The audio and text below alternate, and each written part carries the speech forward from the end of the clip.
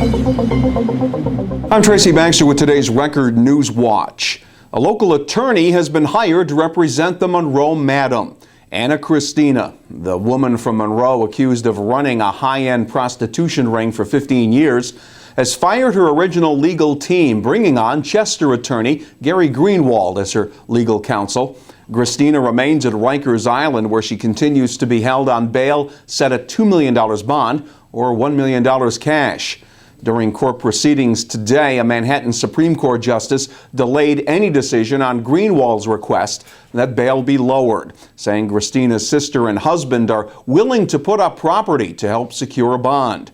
Prosecutors say Gristina and co-defendant Janie Baker ran an escort ring whose client list included prominent politicians and law enforcement officials. The smoke could be seen for miles, and it came from a recreational vehicle that had caught fire at 8 Spruce Street in the Mountain Lake Camp section of the town of Mamakating earlier this afternoon. Eyewitnesses say an attempt was being made to start the vehicle when a fire began in the carburetor, and the RV then burst into flames. There were no injuries. Firefighters were able to prevent a bigger problem by keeping the flames from igniting the nearby brush and woods. There's a light at the end of the tunnel for those who've been pushing for casino gambling in Sullivan County. An agreement reached between Governor Andrew Cuomo and leaders of the Senate and Assembly would amend the state constitution to allow up to 7 non-Indian casinos in the state. Town of Thompson Supervisor Tony Cellini calls that a step in the right direction. Thompson is where a $600 million Concord resort village with a hoped-for casino and 1,000 predicted jobs would be located. Cellini says having the governor and local Senator John Bonasek on board with the casino deal is an encouraging sign. I certainly have a favorable opinion of it now because the governor is behind it, and his track record proves that anything he's gotten behind has passed in the Assembly and both the Senate as well. It's a positive move for the state of New York, plus especially for the town of Thompson. I've been involved since the mid-'70s. I was appointed to the New York State Casino Advisory Board by then Assemblyman Ray Kaiser, and here it is, 2012. And we've gotten nowhere yet. So this is really a positive move. After its initial approval by the state legislature, the casino proposal would have to be approved again next year. Then it would go to state voters in November of 2013.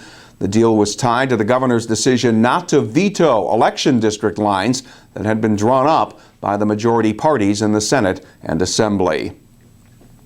The Middletown man arrested for the fatal shooting of a neighbor last month has been indicted by an Orange County grand jury. 68-year-old Richard Brown of Wickham Avenue in Middletown will face charges of second-degree murder, first-degree manslaughter, and tampering with evidence for the February 5th killing of 54-year-old Arthur Twyman outside his Cottage Street home. Twyman was a man with a long criminal history, having served more than 14 years in prison for the rape of a teenage girl in Westchester County.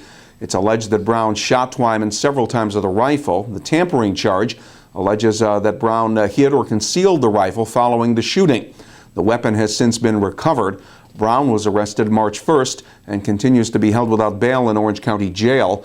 He could be arraigned on the charges as early as tomorrow. Newburgh City Councilwoman Gay Lee is among those who've signed a petition calling on Governor Cuomo to appoint a special prosecutor to investigate the fatal shooting of 22-year-old Michael Lemphart by Newburgh City police officers earlier this month. The petition is designed to bolster the City Council's recent vote urging the governor to act on the request for a special prosecutor. Meantime, a memorial to Lemphart has been growing outside the shooting scene, 55 Liberty Street. Family members and friends vow to keep up the pressure for an independent investigation of the fatal shooting. Police say Lemphart came at them with a knife during the confrontation. If you've been closely following the battle over the future of the Orange County Government Center complex, circle the date May 3rd on your calendar. That's when Orange County legislators are expected to vote on a plan endorsed by legislative committees to either build a new facility or repair and renovate the existing one. Consultants say a renovation and expansion would cost about $67 million. Groups pushing for the building's restoration believe it could be done for much less. County Executive Ed Diana wants the legislature to back his proposal to tear down and build new at a cost of $75 million. P-R-A-T-T-L-E,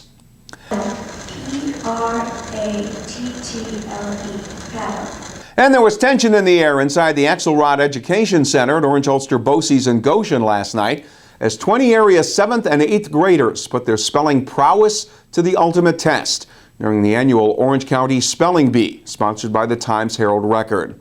And round by round, good spellers met their match.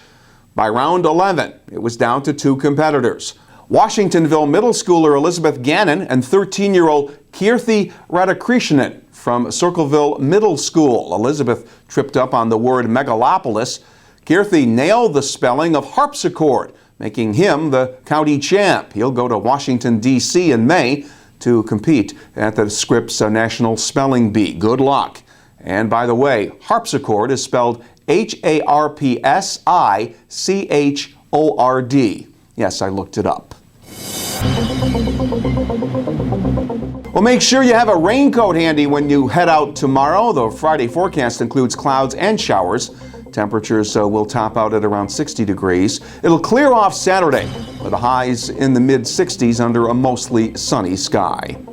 Keep tabs on breaking news right here at Record Online and get a complete look at news, weather, sports, and features in tomorrow's Times-Herald Record. For Record Newswatch, I'm Tracy Baxter.